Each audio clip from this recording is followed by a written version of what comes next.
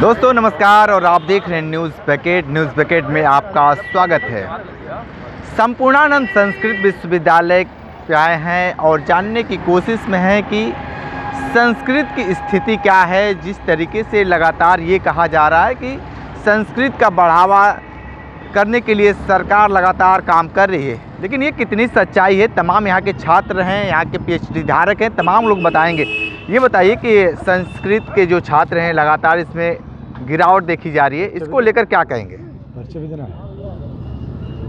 हाँ, संस्कृत के गिरावट के पीछे सबसे बड़ी का जो स्थिति है, स्थिति यह है कि जब भाजपा की सरकार नहीं थी देश प्रदेश के अंदर, तो लोगों को एक लग रहा था कि संस्कृत का उत्थान होगा जब भाजपा की सरकार आएगी, वो योगी की सरकार आएगी। जब योगी सरकार आई तो लोगों की उम्मीदें बहुत थी, लेकिन उनके आते ही जो संस्कृत महाविद्यालयों की नियुक्तियां रोक दी गई, विश्वविद्यालयों में जो नियुक्तियां चल रही हैं उसको रोक दिया जा रहा है, अध्यापक ही नहीं है।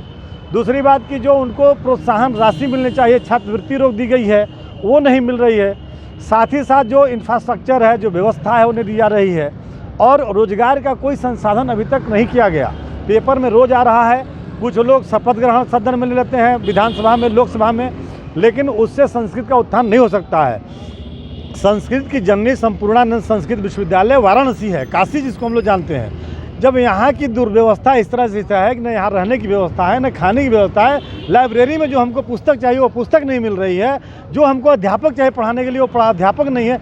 आपको ऐसे ऐसे विभाग हैं जहाँ खाली पड़ा हुआ है, पाली, प्राकृतिक, थेरवाद, ये सब सारे में पढ़ाई, योग, तंत्रागम, व्याकरण में कुछ अध्यापक, कुछ अभी वो भी चले गए, ज्योतिष में अभी हैं, बाकी साहित्य इतना बड़ा विभाग है जिसमें मात्र एक अध्यापक हैं। पुराने इतिहास में जहाँ 8-8 पद हैं वहाँ पे एक अध्यापक नहीं है।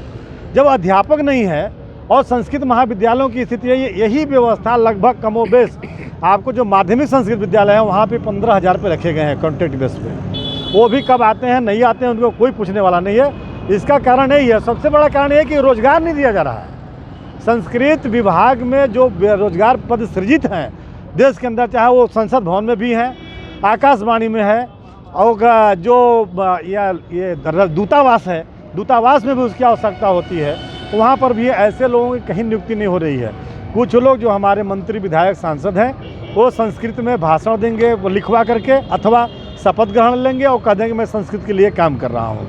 और कुछ लोग मिल भगत करके उसके नाम पे पैसा बंटादार करते हैं, खा जाते हैं, लेकिन संस्कृत के लिए नहीं होता है।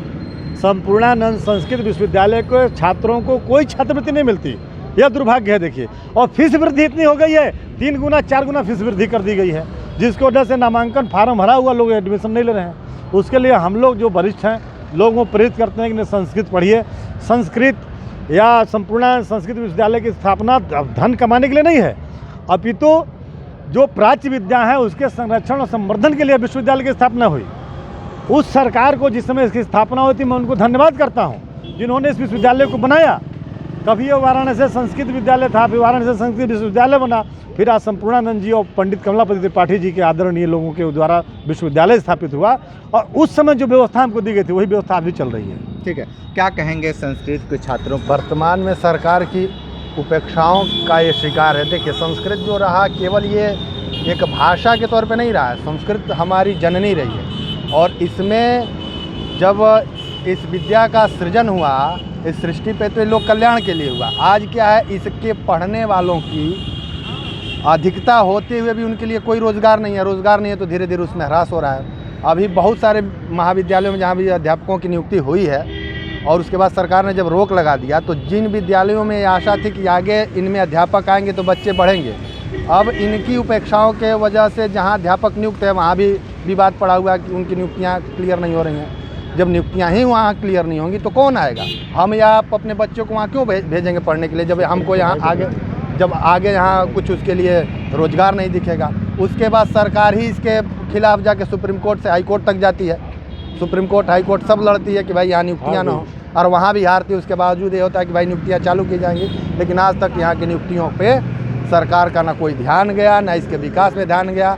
यहीं इसके संपूर्णानंद के ग्राउंड में मोदी जी से लेकर सारे भाजपा के नेता है, लेकिन किसी ने भी इस विश्वविद्यालय के कैंपस के तरफ आँख उठा के नहीं देखा कि ये विश्वविद्यालय है, संस्कृत की जननी ये भाषा रही है। यहाँ पाणिनि भवन और ये सरस्वती भवन का जो फाउंडेशन रखा गया, वो गेटवे ऑफ इंडिया, जो प्रिंस ऑफ वेल्स भारत में उनका प्रथम आगमन हुआ, तो इन 2 संस्थाओं का यहाँ शिलान्यास किया गया। आज यहाँ 1 लाख से ऊपर पांडुलिपियाँ रखी गई हैं, उसके भी संरक्षण का कार्य बंद हो गया। यहाँ छात्रावासों की ये स्थिति है, एक छात्रावास है, अगर जो उसमें बच्चे बढ़ जाते हैं तो उनको रहने की व्यवस्था नहीं है। और छात्र क्या कहेंगे, लगातार यहाँ पे गिरावट हो रही है छात्रों को लेकर? ये सर्वप्रथम मैं पूरी जिम्मेदारी, ये जो जिम्मेदारी मैं सौंपूंगा संस्कृत की गिरावट पे, तो ये भाजपा सरकार की गिरावट है। अभी जैसा कि हमारे बड़े भैया जी ने बताया कि हमको बहुत ही आशा था कि भाजपा सरकार आएगी तो हमें रोजगार मिलेगा, हमारे संस्कृत का उत्थान के लिए कुछ काम करेंगे, लेकिन ऐसा कुछ देखा नहीं गया है। अब बड़े भाई साहब जी ने ये भी बताया कि हमारे ग्राउंड में माननीय श्री नरेंद्र मोदी जी आते हैं। नरेंद्र मोदी जी आते हैं तो आप भी जानते हैं कि गांव में बैठा हुआ जब न्यूज़ में देखता है, हमारे माता पिता जब न्यूज़ में देखते हैं कि आज संपूर्णानंद संस्कृत विश्वविद्यालय में लैंड कर रहे हैं हमारे प्रधानमंत्री नरेंद्र मोदी जी, तो उनको एक बड़ी आशा होती होगी कि हमारा लड़का संपूर्णानंद विश्वविद्यालय में पढ़ाई करता है तो कहीं ना कहीं वो लाभान्वित हुआ होगा। भाई प्रधानमंत्री आ रहे हैं तो कुछ न कुछ तो लाभ दिए ही होंगे, लेकिन वो यहीं आते हैं, उतरते हैं, गाड़ी में बैठते हैं, चले जाते हैं, इस पर कोई विषय पे ध्यान नहीं देते हैं। और बहुत ही गंदी मानसिकता है हमारे मुख्यमंत्री जी की। वो मैं अपनी सोच के लिए मैं बता रहा हूँ, ये किसी अदर का सोच नहीं, मेरा स्वयं का सोच है कि कितनी गंदी मानसिकता है। वो संपूर्णानंद विश्वविद्यालय को विहीन करना चाहते हैं, तोड़ना चाहते हैं। उनका अपना मत है कि वो विश्वविद्यालय बनाए, संस्कृत विश्वविद्यालय वो बनाना चाहते हैं गोरक्षनाथ को बना करके जो भी धांधली करें स्वयं के मन से करें। वो जो भी इसको एक तरह से व्यापार बनाना चाहते हैं, व्यापार जो जिससे वो स्वयं का उनका सृजन हो सके, वो स्वयं के लिए सब करना चाहते हैं। ठीक है, आप क्या कहेंगे जिस तरीके से लगातार गिरावट हो रहा है छात्रों को लेकर? छात्रों को लेकर ऐसे गिरावट हो रहा है कि संपूर्णानंद संस्कृत विश्वविद्यालय में 267 बुकें हैं पढ़ाने के लिए, उसमें सिर्फ हर विभाग में सिर्फ 18 से 12 टीचर हैं, जो कि वो भी अपने विभाग में टाइम टू टाइम बैठते नहीं हैं। ऐसा देखने को आता है कि छात्र जाते हैं पढ़ने के लिए और पढ़ाई नहीं होती कि गुरुजी बैठे नहीं हैं।